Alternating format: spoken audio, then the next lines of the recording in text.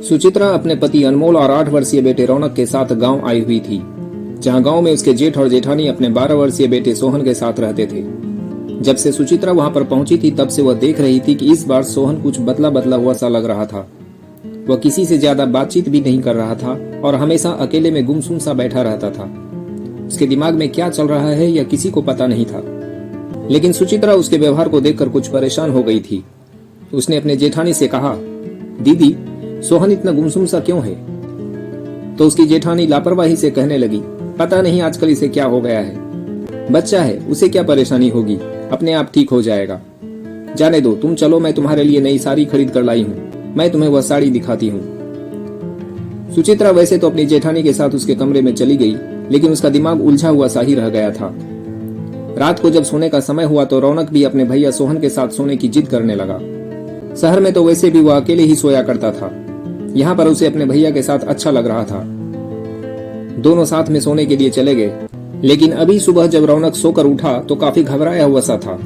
वह अपनी माँ के पास आया और कहने लगा, माँ, मुझे अब भैया के कमरे में नहीं सोना है। सुचित्रा हंसते हुए बोली, क्यों बेटा, माँ के बिना तुम्हें अच्छी नींद नहीं आई क्या?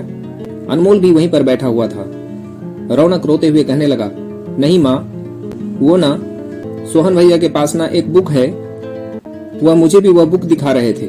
मुझे वह बुक जरा भी अच्छी नहीं लगी। यह सुनकर उसके मम्मी पापा के पैरों तले जमीन ही खिसक गई। अनमोल ने तुरंत अपने भैया के पास जाकर सारी बातें बताई। दोनों ने मिलकर सोहन के कमरे की तलाशी ली तो उन्हें कुछ गंदी किताबें मिली। अब उन लोगों को समझ में आ चुका था कि सोहन के बदले हुए व्यवहार का कारण क्या है। पता नहीं कहां से उसे गंदी किताबें मिल गई थी, जिसके कारण वह हर समय यही सब सोचता रहता था। अनमोल ने अपने भैया से कहा कि हमें सोहन को इस दलदल से बाहर निकालना ही होगा। आप लोग हमारे साथ शहर चलिए, वहाँ पर हम सोहन की काउंसलिंग करवाएंगे। माहौल बदलेगा तो शायद इन सब चीजों से उसका ध्यान भी हट जाएगा। सोहन के माता पिता को भी यह बात ठीक लगी। वह लोग तुरंत ही शहर पहुंच गए। वहाँ पर 20 दिनों तक सभी साथ में मिलजुल कर रहे। सोहन को उसके मम्मी पापा ने बहुत प्यार से समझाया कि यह सब गलत है। सोहन भी समझदार बच्चा था तो वह अपने मम्मी पापा की बात समझ गया। इसके साथ ही सोहन की काउंसलिंग भी करवाई गई। उसके बाद सोहन ने बताया कि उसे पेंटिंग करने में रुचि है, तो अनमोल ने सोहन को बहुत सारे रंग, ब्रश और कैनवस खरीद कर दे दिया।